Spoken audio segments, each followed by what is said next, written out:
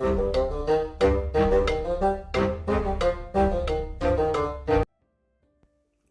and welcome to the Critically Curious. Today we are in Mountain Blade 2 Bannerlords, and of course we're picking up in our Let's Play. Now, in this episode we have fast forwarded a little bit of time. Just like I said, I've basically gone ahead and done a load of smithing. So I've got a ton of smithed weapons on me that I do need to, run around and sell. So that's what we're going to be doing in this episode. What we're also going to be doing is looking for clans that we can look at recruiting. Now I've got a few different ideas of where I want to recruit from, and I also want to see if I can pick up a mercenary or two as well. Now, in my opinion, we have 3 nations that we could possibly recruit from. So we're going to look at recruiting from a couple of clans. Hopefully we get lucky and recruit some in this episode. It is hit and miss though, and recruiting as well, of course, as we all know, there is a mini game involved in that as well. So we may fail, we might not find anyone to recruit, but we're going to have a go. And of course, we are going to be building up our bank balance, depending on how many clans we recruit, of course, because they can be rather costly, especially when you have as many clans as we already do within our kingdom. And of course, we don't actually necessarily have particularly good relations with clans. So we are going to have to pay over the odds for a few if we do end up going for them. Now, first of all, I think the Botanians could be a good one to go for. It does look like they've got a load of mercenaries involved as well, which is interesting. They've got at least 3 mercenary groups by the looks of it.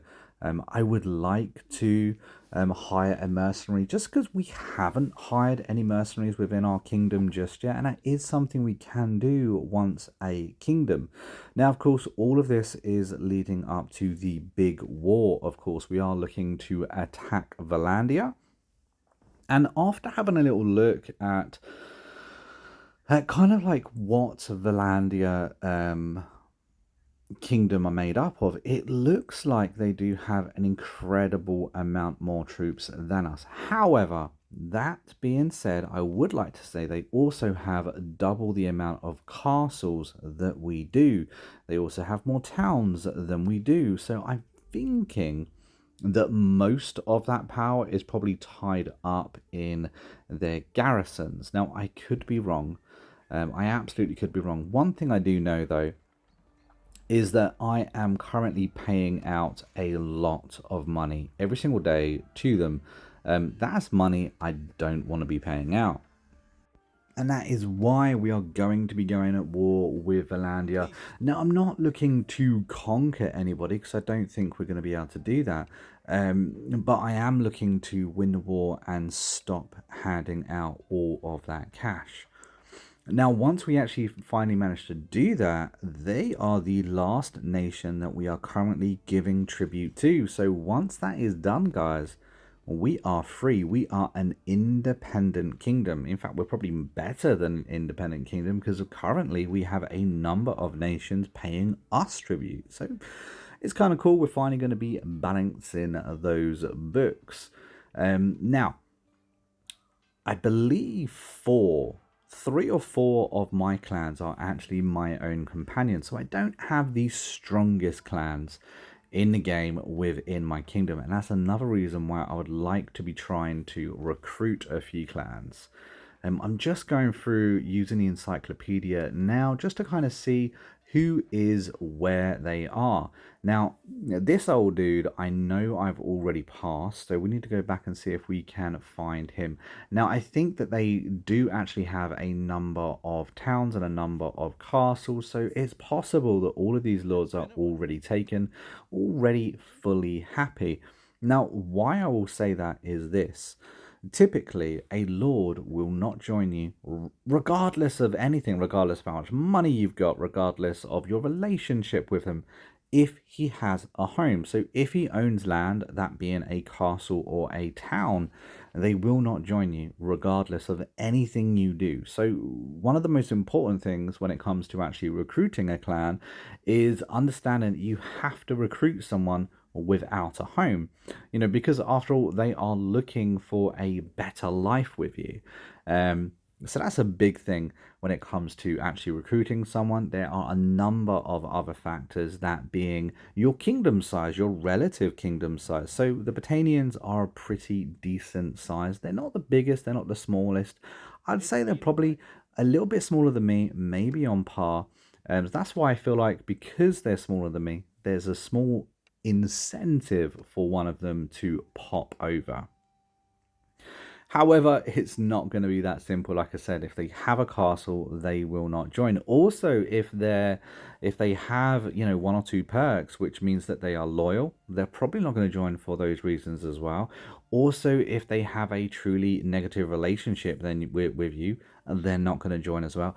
Also, a little known fact, if you do not have enough money to buy them, even if they would accept, they all say that they are happy. So keep that in mind as well. You've got to have the bank, you've got to have preferably an okay relationship with them. You've got to be a more attractive offer at least, and they have to not have land already within their clan. If we can find someone that ticks all those boxes, we are kind of good. Now, if we can't recruit from the Britannians, and it looks like we're not going to be able to, we've tried a couple, it's not really going our way. I don't really want to waste too much time, but if that's not going to work, we're also currently at war with Sturgia. Now, we've battered Sturgia beyond belief, because they have no land whatsoever. Now, we might be able to get someone from them to join if they have enough clans left. And they're currently at war with us, so they're probably raiding one or two of our villages. So there's a good chance we might be able to find someone. Of course, on the way, we do need to be looking for cash, because we need a lot of it. Just stocking up on wood. Always want to stock up on hardwood. I do a lot of smithing. It is the best way to print money. And so I always want to have a little bit of wood on me. I want to pick it up as I go through my playthrough, rather than spending 2-3 hours going over the map, getting all the supplies I need. I tend to try and get them as I actually play through my game. Let's see what this city has to offer.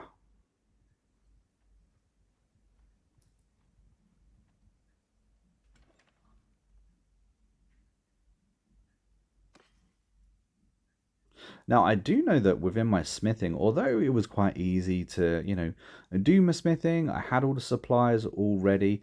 I knew what I was going to make. Two-handed swords is what I've gone ahead to make. They're not the most fanciest. They're definitely not selling for the most possible. But considering the resources I had, I felt like I could mass produce enough of these mid-tier quality double-handed swords to do what I needed them to do, which is why I did that. But one of the best things you can actually do is make pole arms. Now, I've got the recipe in one of my other smithing videos, but there is a pole arm that you can make for almost so little resources, and it sells for like 42,000 dinars. So I would quite like to get up my pole arms eventually. We're not there yet, but it is something I would like to do. Well, that little city is already under attack, so we can't go for them. It looks actually like the Britannians are currently at war with one of the empires, which may be why they wanted to put an end to our war early, because, they're focusing on other fronts, possibly. Now, one of the best things about the encyclopedia is that you can use it to track down targets, which is what we're going to try and attempt to do. Now, Sturgia They don't have a particularly abundant amount of clans, but they do have one or two that I think will join. Now remember, the king will never join you. He don't want to take off his crown, so he's not going to join you. So don't worry about that clan. Also remember, you have to talk to the head of a clan in order to recruit them. Now we found someone that we want. We know roughly where they were, and we've also marked the latest city that they have been seen in. Now, hopefully things go well. It never happens, but we'll see how we get. One thing I would note is that the encyclopedia will update every single time you visit a castle or a town. So if you are trying to track someone down, and just like now, they happen to be across the map, one moment. If you go to, towns, if you go to castles, it will refresh your encyclopedia. Once there, open it up and see what's what. It's a really good way to track people down, even tracking down companions. Now, I've already gone ahead and hired myself a load of companions, because I was short anyway. But using that encyclopedia to track down the companions that you want can also be very, very useful. Of course, a lot of it has changed recently because of one of the last updates we had. So now we actually have to have known that person, especially companion-wise, to know where they are, what they are, and all their stats and all that kind of jazz. But still, the encyclopedia is very, very useful and absolutely worth using. I feel like it gets forgotten about a little bit too much. And it's a shame because it pretty much has all of the information in a game that you could possibly need if you actually cycle through it. But I do get it. It's a lot of work. It's a lot of information. But it looks like we found ourselves another town with another little bit of money, and so we need to drain those. Now, another thing I would say about the smithing malarkey and raising that money that you want, I typically try not to go to my own towns. I typically try not to absolutely decimate the economy of my own towns, which is why you should see me popping around to all of the other places around the map, because unfortunately there is a living economy throughout the game. So if you're going to travel to all of your towns, taking out all of the cash that it possibly has, then you guys are going to be rather poor. I'd rather do that to the enemy than myself. Sometimes wars can be won in multiple ways, so yeah, keep that in mind, guys. This is a bloody long way away. Let's make sure he is still there. He is not there. He is at one of my own settlements. I believe that's north. Oh, that's so annoying. How did he flitz past me like that?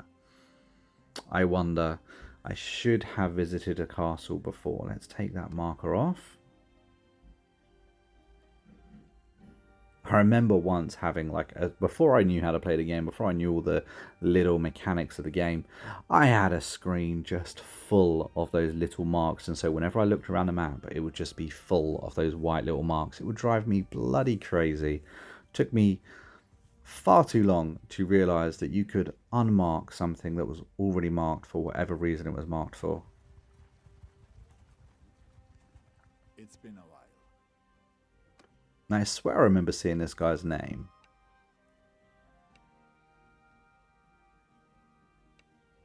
Ah. We got a little bit lucky there. And we got a critical success at 57. Now, I remember seeing his name when we was looking in the encyclopedia at their clan leaders. This is a Britannian clan leader, and with a little bit of luck, now we did get a critical success, which is why we could accept a loss.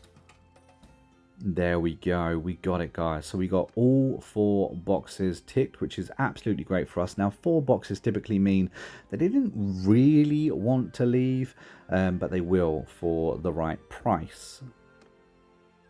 And after the auto offer is up, it's a fair amount of money, to be fair, but it's not the most I've ever paid for a clan. And we did just manage to hire our first clan of the episode. I'm quite happy with that, to be fair.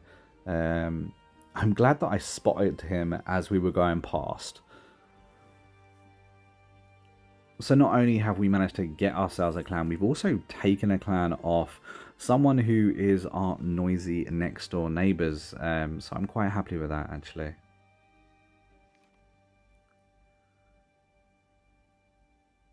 Like, for instance, don't get me wrong, I want to take this clan off Sturgia, but Sturgia are already a kingdom that just aren't really an issue for us anymore. So yes, we'll be weakening them, but not by much, because they're already pretty darn weak.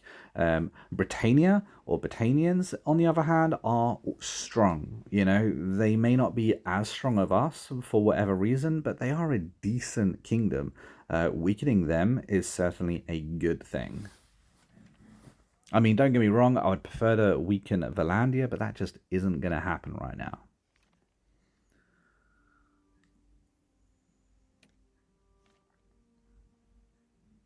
Well, I do not know where he is.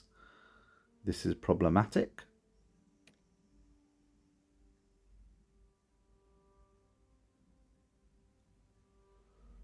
Apparently, he's been near these settlements a couple of times. Omar of Castle. I swear sometimes actually searching for someone in a game can be so frustrating. And especially as we are a larger party, let's say, most people are going to be moving faster than us on that map as well. As we're not at war right now, I could have offloaded a load of my troops into a garrison, and I probably should have done that, to be honest with you. But it is what it is, and we're going to have to make it work. I don't think he's the head, but... Nah, he's not the head. That's a shame. Really not too familiar with the mercenary clans around and who leads them and who doesn't. But yeah. I was hoping to pop into that castle just so that way we could have a little relook at that encyclopedia. But we have to find ourselves another place to go have a little look-see. They want to go to war. Well, we're a little bit premature on war against Valandia, if you ask me. I absolutely want to go to war with them. In fact, they will be our next war. But I'm going to have to spend my influence to say no. Because in my opinion, when it comes to war, you have to be prepared. You have to be ready. I want a couple more clans before we hit them. And until we get that, I don't think we're ready. Now, we did just get one. That's absolutely true. But I would like one or two more as well. I believe we do actually outnumber them when it comes to clans. But I also think they've probably got a couple better clans, as in higher tier ranked clans than we currently have. To be honest with you, I should probably hit the Britannians again before I hit Valandia, but you know, I feel like we also need to have a bit of high stakes. They are the biggest superpower on the map. They are a superpower on the map with nearly 13,000 troops total, so it's going to be a tough battle. Hopefully we can get them while they're already at war with someone else, though. Maybe they could be distracted. It could happen. You never know. We could get an easy time of it.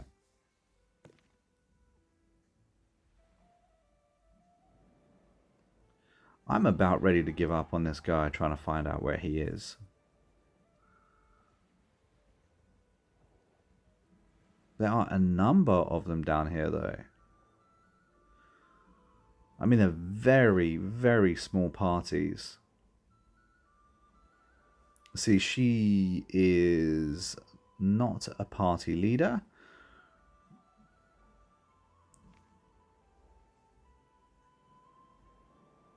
I believe it's one of her, like, lieutenants, unfortunately.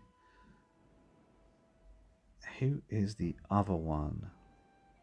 So I don't think either of them are party leaders. This is kind of that moment where I needed a faster party than I currently have.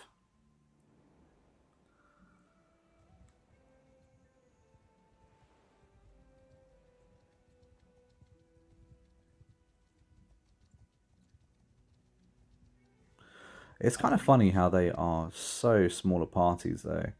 Um, it's going to be so nice when this update launches. I know I talk about it every single episode, but there is an update coming for Bannerlords that will mean that when kingdoms end up like this, that they will pretty much just disperse.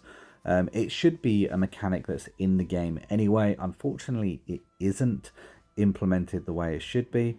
And the new update will mean that there won't be annoying little straggling kingdoms around. In fact, I believe when they lose their last piece of land, their last castle or their last kingdom, that is essentially the end of their kingdom.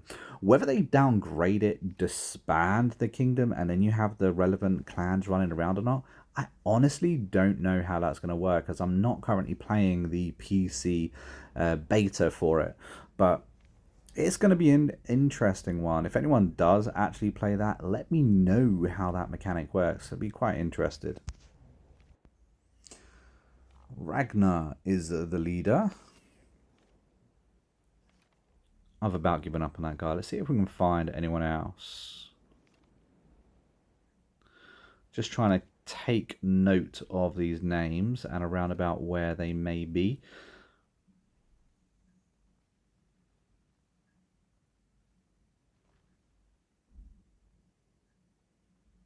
What is this one? We've done that one already.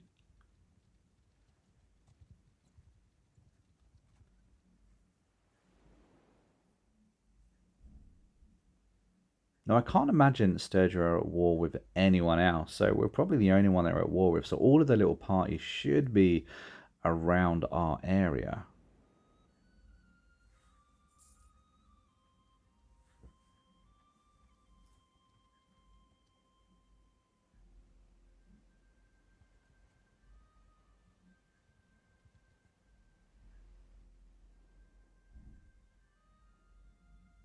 Now, I'm thinking perhaps if we make our way over this way, one, we can get ourselves a little bit more money, but also there might be one or two straggling clans over that far right-hand side of the map as well, because is it the Kyates are so low on land as well that there's a good chance that they have some clans that we could recruit.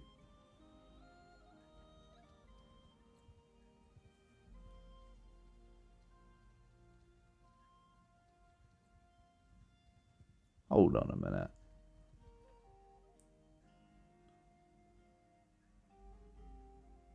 Ragnar's party. It's not Ragnar I'm after.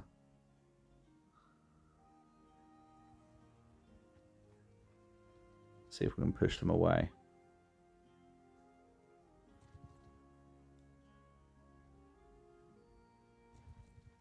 Now, I swear that is a party leader or a clan leader.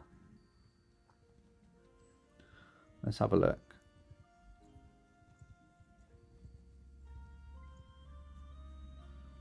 Luckily, they ran straight into a dead end. Suits us. It's been a while.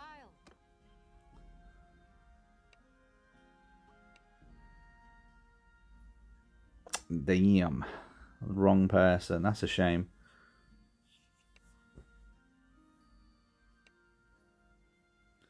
Well, we might as well attack them. Send in the troops. And then we can let them go, of course. If we manage to capture them. Let them go and earn a little bit of a relation buff with that clan. Not a lot, but a little bit. We have some troops to upgrade as well. Now, I did take the liberty of grabbing up a few of the Valandian troops, like I said I would in the last episode. So we got a while until they become useful units, but upgrade them as and when we can. Obviously, we are looking for those Valandian Banner Knights. They're bloody brilliant.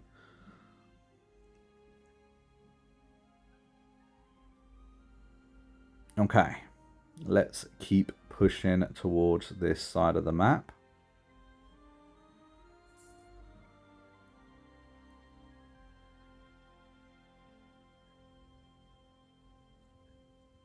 Whoa.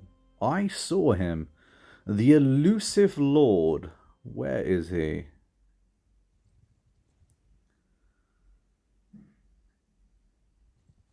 There he is. Vlog.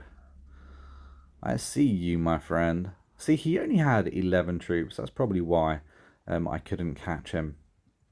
Couldn't find him earlier. He was bloody fast on that map. To be fair, I may have too many troops now, but he is the guy we're after. Let's, fingers crossed, hope that we can actually grab him.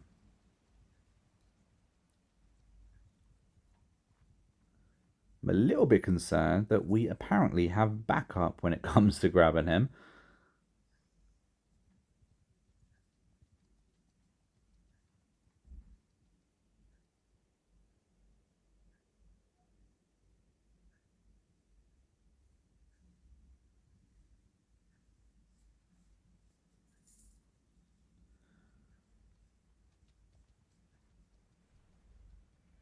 Ah, it went into a battle. That's really unfortunate. There's nothing we can do. He's either going to win or he's going to lose, in which case be taken prisoner. He's gone straight into another fight. Oosh, the luck of it. The luck of it. Thank you so much for doing your job. You get. The way my hunt for that clan has gone, I suppose I bloody earned that, didn't I? Oh, the luck. Nothing I can do. He is a prisoner, and unfortunately, you can't recruit when they're prisoners. I find that a little bit silly. I think that's probably the perfect time to actually, open up negotiations, to be fair. But fine, we're done. Absolute gits.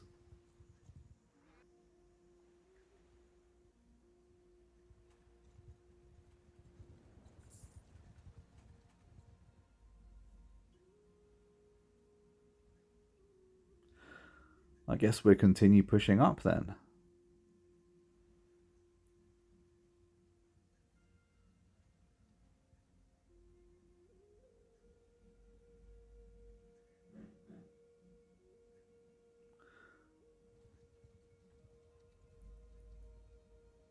Is that a pie leader?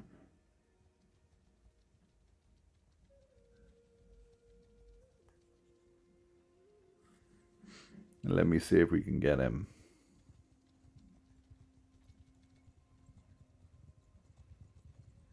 There's a lot down here. I don't really want this to get into a fight. Obviously, they don't want to fight me because I have far too many troops, but I also have quite a few people on my back as well.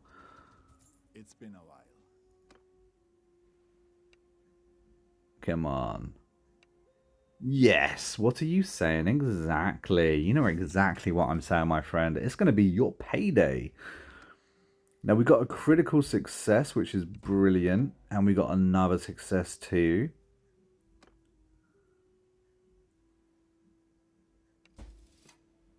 An ineffective. Now, we did get that crit, which means it's okay to get one wrong. There we go. And we got ourselves another clan. All we have to do is the small case of actually paying them.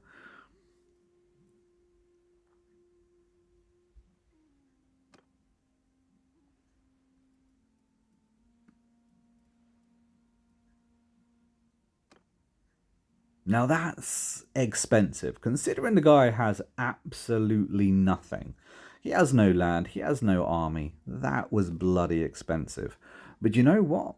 We managed to get a clan from Sturgia. So look at Sturgia. Hello, how are you doing? I'm quite happy with that. We managed to get a clan from Britannia and a clan from Sturgians as well. That's cool. That's two in the bag in this one episode. And I believe we got a mercenary group as well. So we're definitely doing better.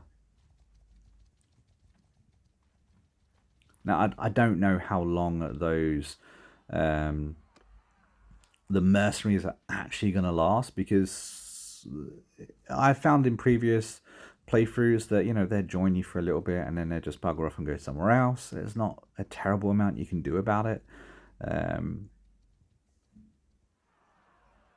But I'm quite happy we got another 2 clans in this episode as well.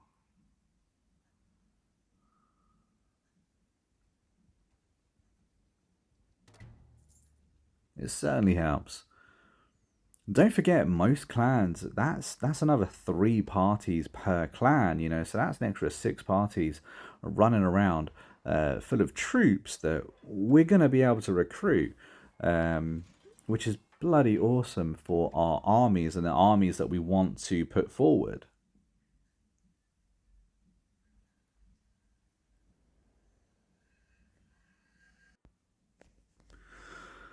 But we still got money to make, and we still got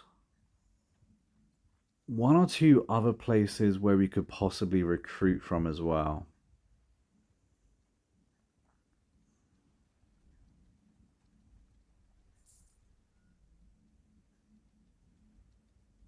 I think on the whole we're doing pretty good though. We are low on cash. We do need to get some more.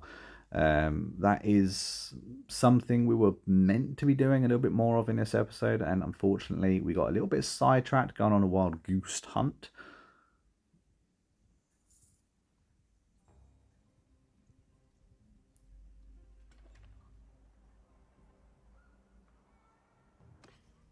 But luckily there are plenty of cities looking to trade in this game. There we go. But guys, I'm going to end this episode here. I think in the meantime, between this and the next episode, I'm going to try and recruit 1 other clan, and then get us ready for the next episode. Because in the next episode, guys, regardless of anything, we will be going to war with Valandia. And that is the make or break of not only the playthrough, but our kingdom as well. So big things to come. If you've enjoyed this episode, give us a big thumbs up and a like. And don't forget to comment your thoughts down below as well, guys. Thank you so much for joining me yet again. And I'll see you in the next episode real soon. Until then, take it easy and happy gaming.